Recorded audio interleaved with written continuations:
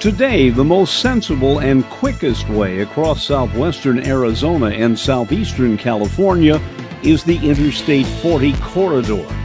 But beginning in the 20s, there was another way to get across, legendary Route 66. It snaked through the area, from Seligman, Arizona to Ludlow, California, and on to Barstow. Today, there are three major sections of that right-of-way that haven't been covered up by interstate pavement. They've been totally bypassed. When I-40 was created to go from Seligman to Kingman, engineers went roughly straight west. That left this loop as original Old 66. It's been there for decades. And then you get to a section of Old 66 a lot of people don't know about. It's in Arizona, between Kingman and Needles, California.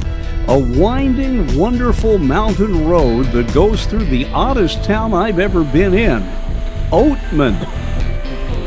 And in California, the old route of 66 was replaced by I-40, which, like I-40 in Arizona, went straight west from the Needles area.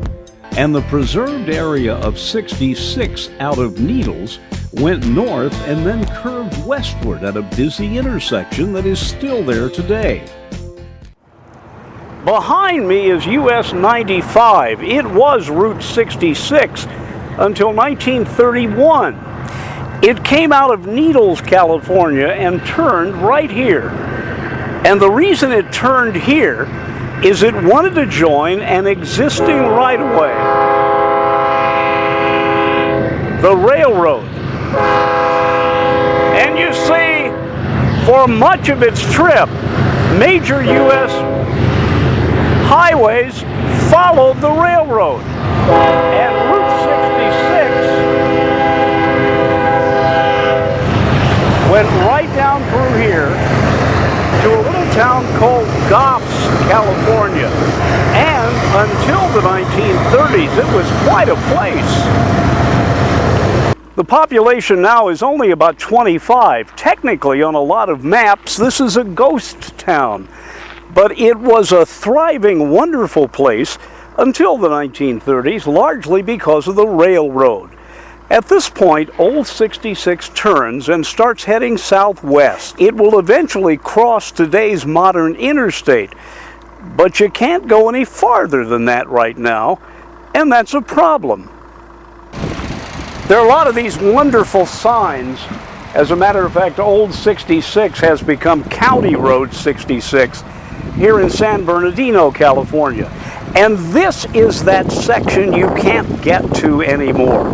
It's the longest section that goes all the way over to Kelbaker Road, where we will be in a few minutes. But it's a shame because an awful lot of people really don't realize that this is closed. And as I said, you have tour groups coming in from all over, and they get here to this part of California, and they don't really understand where they are, and they end up here. And we didn't have to drive very far to find out why the road was closed. There's not one or two or three of these washouts. Over the past 15 years, there have been nearly 100 major washouts on the old section of Highway 66.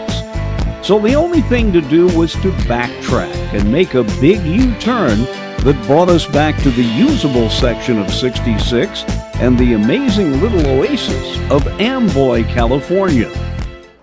And why are the gas prices so high? Well, we're at Roy's, which is now an oasis. On what is left of Old 66, the last long piece you can drive on, Roy's is just about it. There have been commercials filmed here, and just about every tourist bus that comes through here stops here for the overly priced items. And so you enjoy the ride on the only section of Old 66 in California that is still drivable. You head down past Amboy toward Ludlow, and at Ludlow, well, that's where the fun of Old 66, at least now, ends. And this is about as far as you can go. The old right-of-way of 66 and you used to be able to go another 2 or 3 miles. We're just past Ludlow, California, and if you look over here, you'll see that this is the interstate, which has replaced 66. The interstate makes a turn down here, and if you were to keep going on 66, you would see it will disappear underneath the interstate. So at this point, to try to trace 66, you need to hop over to the interstate and go into Barstow.